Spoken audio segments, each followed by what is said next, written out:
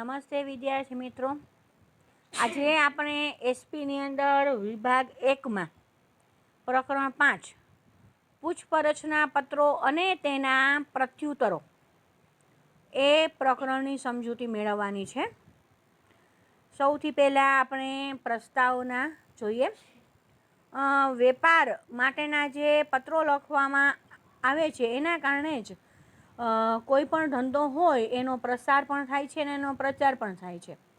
અને ધંધાની જે પ્રમાણે જરૂરિયાત હોય એ પ્રમાણે આ વેપારના પત્રો, અલગ અલગ પ્રકારના પત્રો લખવામાં આવે છે અને એનો ઉપયોગ કરવામાં આવે છે. આ પ્રકરણની અંદર આપણે શું જોઈશું તો પૂછપરછના પત્રો અને એની સામે એના જવાબ આપતા પત્રો કઈ રીતે લખવા એની સમજૂતી મેળવવાની છે અને એમાં કેટલી બાબતો ધ્યાનમાં રાખવાની છે એ પણ જોવાનું છે. વેપાર જગતની અંદર કોઈ પણ ધંધાદારી વ્યક્તિ છે એને પોતાનું યોગ્ય સ્થાન મેળવવું હોય અને એને પોતાની પ્રગતિ કરવી હોય તો એના માટે પૂછપરછ કરવી જરૂરી છે. અને અલગ અલગ જે સ્ત્રોત છે એના દ્વારા જરૂરી અને નવી માહિતી એને મળતી રહે, એ મેળવતા રહે એ પણ ખાસ જરૂરી છે. પૂછપરછ કઈ કઈ બાબતોની કરવામાં આવે છે તો ઔપચારિક બાબતો, અનૌપચારિક બાબતો, આર્થિક દરજ્જો અને બીજી અમુક માહિતી હોય અથવા તો કોઈ અભિપ્રાય મેળવવો હોય તો એના માટે પૂછપરછ કરવામાં આવે છે. ગ્રાહક તરીકે આપણે જ્યારે કોઈ વસ્તુ લેવા માટે જઈએ છીએ તો એ વસ્તુને લગતી માહિતી આપણે મેળવતા હોય છે. જેમ કે કોઈ આપણે માલ લેવો છે તો એની કિંમત કેટલી છે, એનું વજન કેટલું છે, એની ગુણવત્તા કેવી છે, એનું પેકિંગ કેવી રીતે કરેલું છે, કેટલી વસ્તુ લઈએ તો આપણને એમાં વળતર મળે છે, આ બધી બાબતો વિશેની માહિતી મેળવીએ છીએ. એ સિવાય એની ગેરંટી, વોરંટી અને હપ્તાવાર પૈસાની ચૂકવણીની સગવડ મળે છે કે કેમ એની પણ માહિતી મેળવીએ છીએ. ગેરંટી એટલે કે અમુક સમય માટે ગેરંટી આપેલી હોય. ધારો કે મોબાઈલ છે, એની ગેરંટી આપેલી હોય અને એની મેળે જ જો તમારાથી પડી જાય કે તૂટી જાય તો એમ કે એમાં કાંઈ ન આવે પાછું. પણ જો એની મેળે જ કોઈ એમાં ખરાબી આવે તો એ પીસ તમને પાછો આપે, બરાબર, તો એ ગેરંટી કહેવાય. વોરંટી અમુક સમયગાળા માટે જ હોય છે અને એ ગેરંટી પણ અમુક સમયગાળા માટે જ હોય છે, વોરંટી પણ અમુક સમયગાળા માટે હોય છે. તો આ વોરંટી જેટલા સમયગાળા માટેની હોય એ સમયગાળા દરમિયાન કોઈ પણ ખરાબી આવે, કોઈ પણ પાર્ટ્સ ખરાબ થાય તો તમને ફ્રીમાં એ સમૂહ કરી દે છે, એ વોરંટી કહેવાય. પછી નાણાંની ચૂકવણી, પૈસા કઈ રીતે ચૂકવવાના છે, ચેકથી ચૂકવવાના છે, ડ્રાફ્ટથી ચૂકવવાના છે, ઓનલાઈન ચૂકવવાના છે કે રોકડેથી, આ બધી માહિતી મેળવી અને પછી વેપારી છે, કોઈ પણ ગ્રાહક છે એ ચોક્કસ નિર્ણય લે છે. આવી રીતે જો ગ્રાહક તરીકે આપણે અમુક જ પ્રમાણમાં માલની ખરીદી કરતા હોઈએ તો આપણે સજાગ છીએ એમ કહેવાય. જ્યારે દુકાનદારે તો ખૂબ મોટા જથ્થામાં માલ ખરીદવાનો હોય છે. આટલા મોટા જથ્થામાં એને માલ ખરીદવાનો હોય તો ત્યારે એના માટે પૂછપરછ કરવી જરૂરી બને છે અને એના માટે આ પૂછપરછના પત્રો લખે છે. હવે પહેલાં આપણે પૂછપરછના પત્રોની સમજૂતી મેળવીએ. ગ્રાહક કે વેપારી માલસામાન ખરીદવા ઈચ્છે કોઈ વેચાણ કરનાર પાસેથી, ત્યારે એની પાસેથી તે અમુક માહિતી મેળવે છે. એને કેટલો ફાયદો, વધારેમાં વધારે કેટલો ફાયદો થાય છે એ પત્ર દ્વારા પૂછે છે અને આ પ્રકારની માહિતી મેળવવા માટે તે પૂછપરછ જે પત્રો લખે છે એને પૂછપરછના પત્રો તરીકે ઓળખવામાં આવે છે. ગ્રાહક અથવા તો વેપારી દ્વારા પૂછપરછ કરવા માટે જે પત્રો લખાય છે એનો ઉપયોગ વેપારી જગતમાં ખૂબ જ વધારે પ્રમાણમાં થાય છે. સામાન્ય રીતે ગ્રાહક છે તે પૂછપરછના પત્રો એકથી વધારે વેપારીને લખતા હોય છે અને એ પણ અલગ અલગ પ્રકારની માહિતી મેળવવા માટે લખે છે અને પછી એને જે માહિતી મળે છે એનું વિશ્લેષણ કરે છે અને એ જે માહિતી મેળવે છે એને અનુકૂળ છે કે નહીં એ ધ્યાનમાં રાખી અને પછી એ પ્રમાણે ઓર્ડર આપે છે. પૂછપરછના પત્રો લખવા માટે કેટલીક બાબતો ધ્યાનમાં રાખવા જેવી છે. તો આપણે સમજીએ કે પૂછપરછના પત્રો લખવા માટે ધ્યાનમાં રાખવા લાયક બાબતો. જ્યારે તમે પૂછપરછના પત્રો લખતા હોય તો એની શરૂઆતમાં પત્ર લખનાર પોતાનો વ્યાપારી પેઢી તરીકે પરિચય આપે છે. આ જ્યારે પૂછપરછના પત્રો લખવાનો હોય છે ત્યારે એ પત્ર લખવાની શરૂઆતમાં જે પત્ર લખનાર વ્યક્તિ છે એ પોતાનો વેપારી પેઢી તરીકેનો પરિચય આપે છે. પછી બીજું શું આવે છે તો પૂછપરછના પત્રનું અનુસંધાન, એટલે કે પત્ર લખે છે એમાં એ કઈ બાબતને ધ્યાનમાં રાખીને એને પત્ર લખ્યો છે. કોઈ છાપામાં જાહેરાત આવી હતી કે વેપારીની કોઈ ડિરેક્ટરીમાંથી કોઈ વિગત મેળવી છે કે કોઈની ભલામણના આધારે આ પત્ર લખ્યો છે, આ વસ્તુ દર્શાવે છે. પછી આ બે બાબત છે, એટલે કે પહેલી અને બીજી એ બે બાબત પહેલા પેરેગ્રાફની અંદર દર્શાવવામાં આવે છે. આપણે પત્ર કેવી રીતે લખવાનો છે એ આપણે જોયું જ છે. આપણે કેવી રીતે પત્ર લખવાનો છે એ આપણે જોયું જ છે.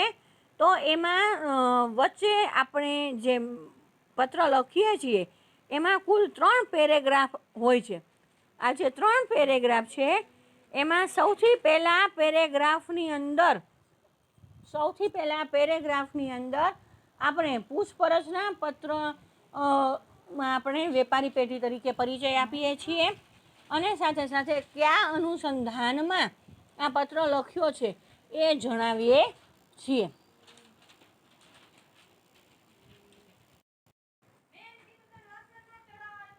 એના પછી ત્રીજું છે પૂછપરછ કરવાના ઉદ્દેશની સ્પષ્ટતા કરવી જોઈએ. આ બીજા પેરેગ્રાફમાં આવશે કે તમે શા માટે પૂછપરછ કરો છો. તમારે કોઈ માલ ખરીદવો છે કે જે હેતુ માટે હોય, બરાબર. હેતુ ઘણા બધા હોય. માલ સામાન ખરીદવાનો હેતુ હોય, સેવા મેળવવાનો હેતુ હોય, પછી માલ વેપારી પાસે ઉપલબ્ધ છે કે નહીં, હાજર છે કે નહીં એ જાણવાનો હેતુ હોય, કોઈ સામાન્ય માહિતી મેળવવાનો હેતુ હોય તો એ હેતુ જણાવવો જોઈએ. આ બીજા પેરેગ્રાફમાં આ વિગતથી પેરેગ્રાફ શરૂ થશે. હવે જે વસ્તુ મંગાવી હોય તેનું વિગતવાર ને સ્પષ્ટ વર્ણન કરવું જોઈએ. ધારો કે તમારે ચંપલની દુકાન છે ને તમારે ચંપલ મંગાવવા છે તો એના માટે પૂછપરછ કરો છો તો એની વિગતવાર અલગ અલગ નંબરના આવે, અલગ અલગ સાઇઝના આવે, બરાબર. એના માટે નંબર હોય તો 7, 8, 9, 10 કઈ સાઇઝના જોઈએ છે એનું સ્પષ્ટ વર્ણન કરવું જોઈએ. અલગ અલગ ડિઝાઇન કે અલગ અલગ કલરમાં જોતા હોય એના વિશે એને પૂછપરછ કરવી જોઈએ. પછી ભાવપત્રક અને સૂચિપત્રક, ભાવતાલ ને અન્ય શરતો દર્શાવતું પત્રક મોકલવા માટે વિનંતી કરવી જોઈએ. એટલે કે અલગ અલગ વસ્તુના અલગ અલગ ભાવ હોય, એની ગુણવત્તા પ્રમાણે હોય ભાવ, તો એ દર્શાવવું જોઈએ. સૂચિપત્રક એટલે કે એક જ વસ્તુ અલગ અલગ કંપનીની આવતી હોય તો એ સૂચિપત્રકમાં આવે. તો ભાવપત્રક અને સૂચિપત્રક મેળવવા માટે વિનંતી કરવી જોઈએ. અમુક એવા સંજોગો હોય કે જેમાં નમૂનારૂપ સામાન અથવા તો વસ્તુના સંચાલન વિશે પ્રત્યક્ષ નિદર્શન માટે પણ વિનંતી કરવામાં આવે છે. એટલે કે જે વસ્તુ તમારે મંગાવી છે એનો નમૂનો તમે મંગાવી શકો છો. એના પછી પૂછપરછના પત્રોમાં માલ સામાનના ભાવ અંગે અને અન્ય ખર્ચ અંગે પૂછતાછ કરવી. પૂછપરછના પત્રોમાં જે માલ સામાન મંગાવો છે તેનો ભાવ શું છે, બીજો ખર્ચ શું આવશે એની પૂછપરછ કરવી જોઈએ. ને માલ સામાનના ભાવ અંગે એટલે કે વેચાણ કરનાર કયા ભાવે માલ સામાન પૂરો પાડવા માગે છે, એટલે કે કયા ભાવમાં એ માલ સામાન વેચવા માગે છે એના વિશે માહિતી પૂછવી જોઈએ. બીજા ખર્ચમાં શું શું આવશે તો વહન ખર્ચ, એક જગ્યાએથી બીજી જગ્યાએ માલ સામાન પહોંચાડીએ એ વહન ખર્ચમાં આવે. પેકિંગ ખર્ચ, જે માલ સામાનનું પેકિંગ કરવામાં આવે એનો જે ખર્ચો થાય એ. હવે એક જગ્યાએથી બીજી જગ્યાએ જાય તો એમાં વેચાણ વેરો લાગુ પડે, બીજા વેરા લાગુ પડે, તો આ બધા વેરા કોણ ભોગવશે એની પૂછપરછ કરવી જોઈએ.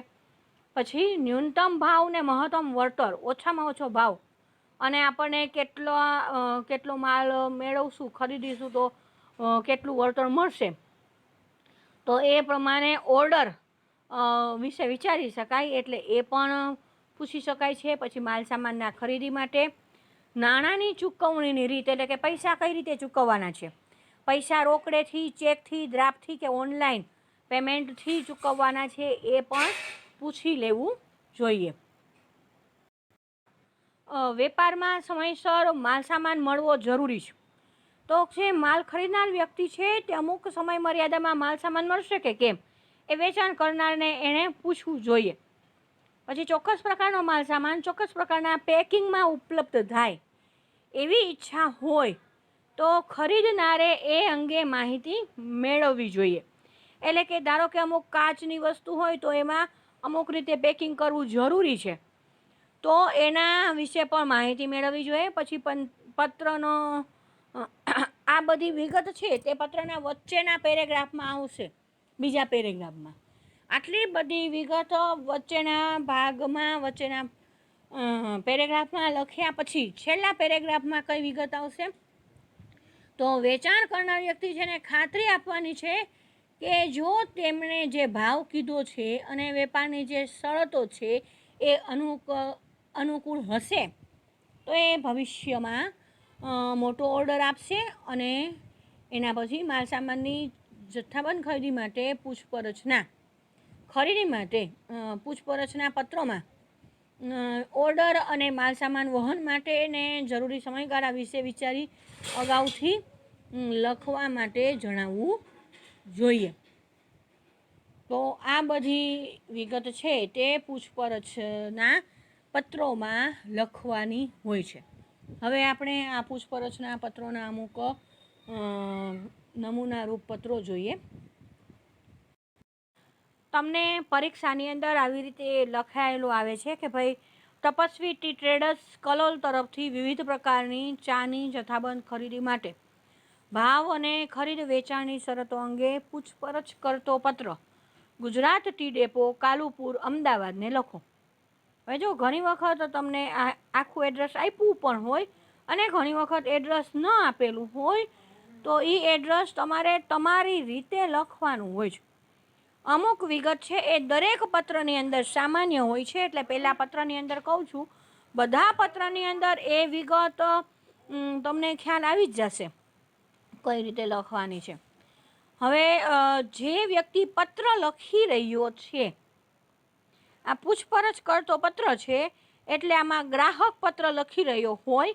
કોને લખી રહ્યો હોય? તો વેપારીને લખી રહ્યો હોય. તો પહેલાં તમારે આ લખાણ છે એમાં જોઈ લેવાનું કોણ લખી રહ્યો છે પત્ર, તો તપસ્વી ટી ટ્રેડર્સ કલોલવાળા છે એ પત્ર લખી રહ્યા છે. કોને પત્ર લખી રહ્યા છે? તો ગુજરાત ટી ડેપો કાલુપુરવાળાને પત્ર લખી રહ્યા છે. તપસ્વી ટી ટ્રેડર્સ એનું એડ્રેસ આખું લખવાનું, એ સૌથી શરૂઆતમાં આવશે અને વચ્ચેના ભાગમાં આવશે. એ લખી લીધા પછી બંને સાઈડ એટલે કે એક બાજુ ફોન નંબર ને એક બાજુ ઈમેલ એડ્રેસ લખવાનું આવશે અને પછી એની તારીખ એની નીચે જમણી સાઈડ લખવાની આવશે. આટલું લખી લીધા પછી જેને ઉદ્દેશીને પત્ર લખી રહ્યા છે એટલે કે ગ્રાહકોને પત્ર લખી રહ્યા છે તો વેપારીને, તો વેપારીનું નામ ને એડ્રેસ આવશે. વ્યક્તિનું નામ નહીં પણ એની જે દુકાન છે કે એની કોઈ સંસ્થા હોય, એની કોઈ કંપની હોય તો એનું નામ ને સરનામું આવે. ગુજરાત ટી ડેપો, 55 આદર્શ કોમ્પ્લેક્સ, ચોખા બજાર, કાલુપુર, અમદાવાદ. આખું આ એડ્રેસ લખાઈ ગયું. ત્યાર પછી સંબોધન આવે, શ્રીમાન. આટલી વસ્તુ બધા પત્રની અંદર કોમન આવશે.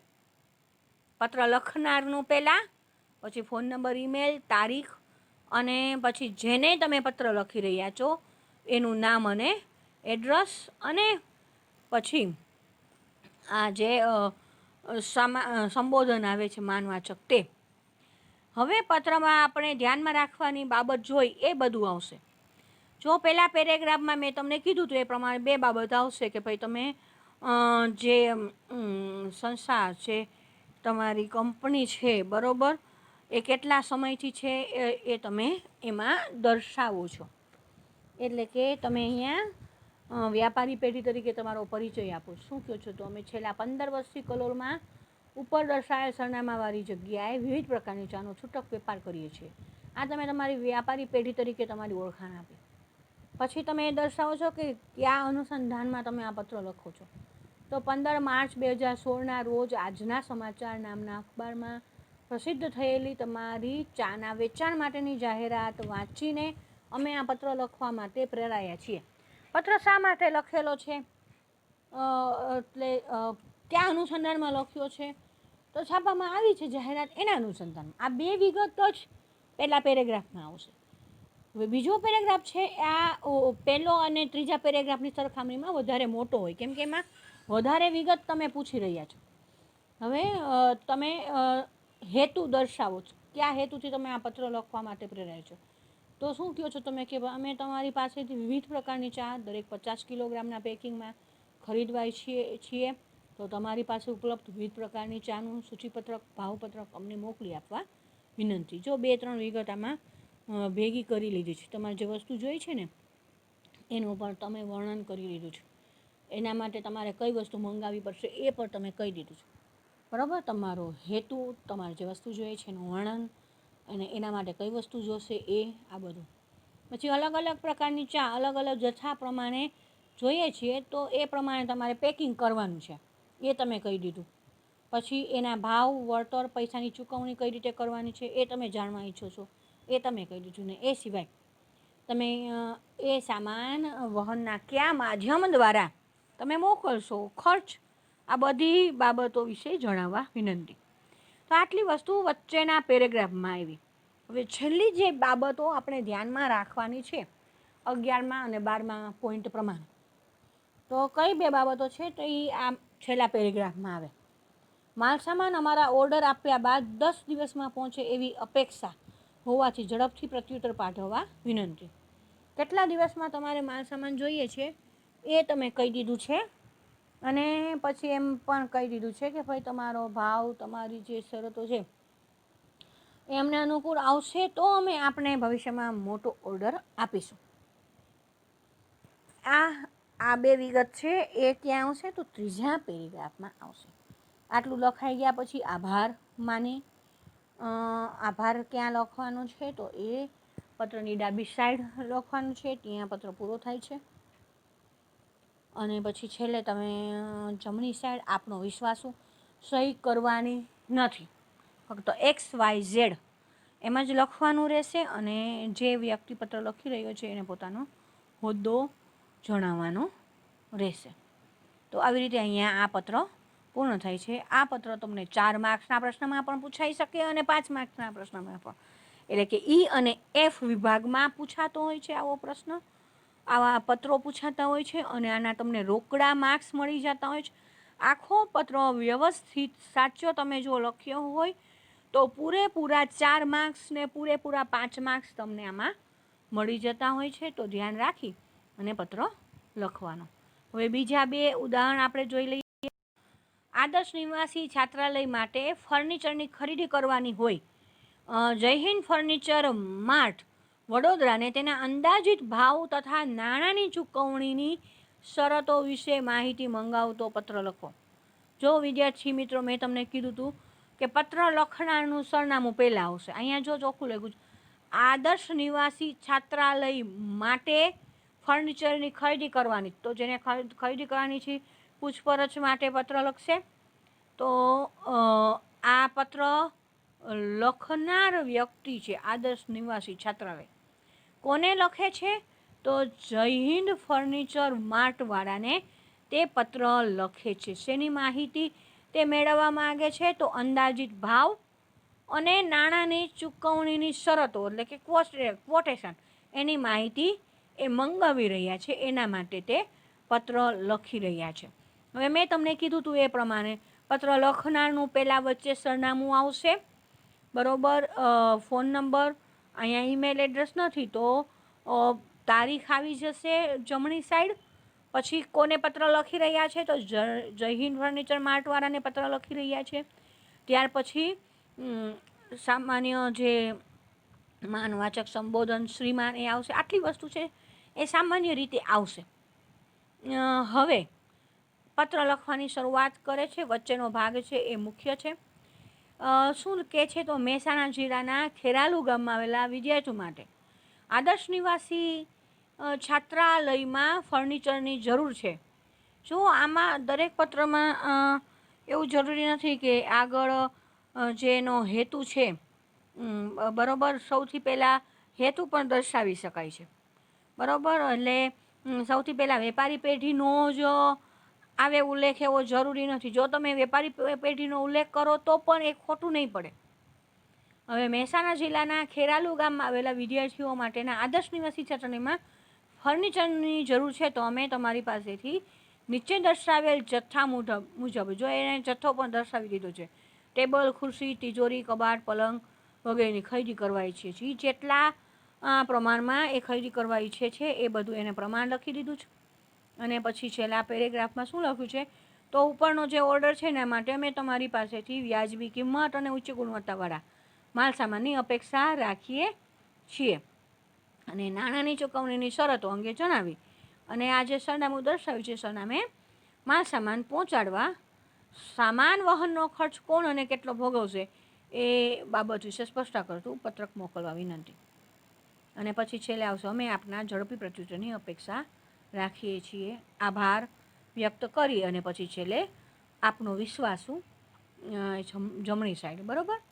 તો આ જે છે પત્ર એ શેના માટે લખવામાં આવ્યો છે તો એ અંદાજિત ભાવ અને પૈસાની ચૂકવણીની શરતો શું છે એ જાણવા માટે, એની માહિતી મેળવવા માટેનો પત્ર લખ્યો છે. એટલા માટે અહીંયા આ રીતે પત્ર લખવામાં આવ્યું છે. વિદ્યાર્થી મિત્રો, તમને ધારો કે કોઈ પણ વસ્તુનો અંદાજિત ભાવ અને પૈસાની ચૂકવણીની શરતો પૂછવા માટેનો પત્ર આવી રીતે પૂછાય એવું જરૂરી નથી કે આદર્શ નિવાસી છાત્રાલય આગળ લખેલું હોય. બીજી ગમે તે કંપની છે કે બીજી ગમે તે સંસ્થા છે એનું નામ લખેલું હોય, પણ જો અંદાજિત ભાવ અને નાણાંની ચૂકવણીની શરતો માટેનો માહિતી મંગાવતો પત્ર લખવું એવું લખ્યું હોય તો તમારે આ જ રીતે પત્ર લખવાનો રહેશે. એના પછીનો પૂછપરછ કરતો પત્ર છે એમાં છે ટેલિવિઝનમાં પ્રસારિત થતી સુપર સ્પીડ સાયકલની જાહેરાતના સંદર્ભમાં. જો આગળ આપણે જોયું હતું કે સંદર્ભ ટાંકવો જરૂરી છે. તમે જાહેરાત આવી છે, છાપામાં કાંઈ આવી છે જાહેરાત કે વેપારીની ડિરેક્ટરીના આધારે તમે પત્ર લખી રહ્યા છો તો એ દર્શાવવું જરૂરી છે. તો એના સંદર્ભમાં દિલ્હીને પૂછપરછ કરતો પત્ર. જો ટેલિવિઝનની પ્રસારિત થતી સુપર સ્પીડ સાયકલની જાહેરાતના સંદર્ભમાં નેશનલ સાયકલ કંપની દિલ્હીને પૂછપરછ કરતો પત્ર. અહીંયા ખાલી એક જ નામ આપેલું છે, એટલે કે કોને પૂછી રહ્યા છે, કઈ કંપનીને પૂછી રહ્યા છે એ. એટલે આગળની જે કંપની છે, પત્ર લખનાર વ્યક્તિની કંપની છે એનું નામ જ આપેલું નથી. તો જ્યારે આવું હોય તો તમારે તમારી રીતે એ નામ આપી અને એડ્રેસ અને ગામનું નામ તમારી રીતે લખવાનું થાય. અહીંયા એની રીતે જ નામ આપી દીધું છે, વિનાયક સાયકલ કંપની આણંદ, એવું આમાં આપેલું જ નથી પણ એમને જ આપી દીધેલું છે. એ લખી લીધા પછી ફોન નંબર, ઈમેલ એડ્રેસ, એને જે પત્ર લખી રહ્યા છે એની તારીખ, જેને ઉદ્દેશીને પત્ર લખી રહ્યા છે, નેશનલ સાયકલ કંપનીને લખી રહ્યા છે તો ત્યાં manager Shri, national cycle company, MG road, Chandni Chowk, નવી દિલ્હી બરાબર. પછી માનવાચક સંબોધન શ્રીમાન એ કરી લીધા પછી સૌથી પહેલાં પેરેગ્રાફમાં તો તમે શા માટે પત્ર લખવા પ્રેરાયા છો, તમે જે એનો અનુસંધાન ટાંકવાનું હોય છે. ભાઈ ટેલિવિઝન, ટીવીની અંદર જે સુપર સ્પીડ સાયકલની જાહેરાત આવે છે એને જોઈને અલગ અલગ મોડેલમાં એ સાયકલ લેવા માટેનો રસ ઉત્પન્ન થયો છે ને એટલા માટે પત્ર લખી રહ્યા છે. એ પહેલાં પેરેગ્રાફમાં 2 લીટીમાં લખવાનું રહે. પછી એ દર્શાવવાનું રહે કે ભાઈ અમે આખા ગુજરાતની અંદર અલગ અલગ કંપનીઓના સાયકલનું વેચાણ કરીએ છીએ, તો જો આપણા ભાવ અને વેચાણની શરતો અમને યોગ્ય લાગશે તો આગામી વર્ષમાં તે લગભગ 500 સાયકલો ખરીદવા ઈચ્છે છે એ.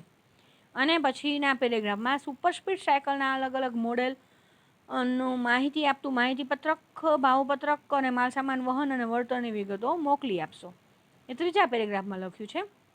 અને પછી આભાર માની અને છેલ્લે આપનો વિશ્વાસુ, સહી કરવાની નથી, ફક્ત XYZ લખવાનું છે અને હોદ્દો આટલું લખી અને પત્ર પૂર્ણ કરવાનું. તો વિદ્યાર્થી મિત્રો, પૂછપરછ માટેનો જે પત્ર લખવામાં આવે છે એમાં કઈ બાબતો ધ્યાનમાં રાખવાની છે અને એના 3 નમૂનાના પત્રો આપણે જોયા, બરાબર. આના આધારે તમને જે પૂછપરછના પત્રો પૂછાય, બરાબર, એ પત્રો લખવાના હોય છે, બરાબર. પત્રો તમને ખૂબ જ વધારે માર્ક્સ અપાવનાર છે, એટલે ખાસ આ ધ્યાનમાં રાખશો.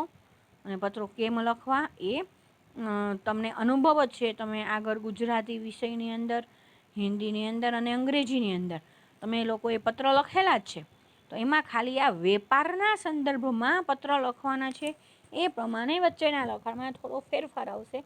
અને શું અને કેવી રીતે ફેરફાર આવશે, કઈ રીતે પત્ર લખવાના છે, એક વખત તમે જોઈ લો તો ખૂબ જ સહેલા છે પત્ર અને માર્ક્સ અપાવનાર છે. તો ખાસ ધ્યાનમાં રાખશો અને એ પ્રમાણે તૈયારી કરશો. Thank you.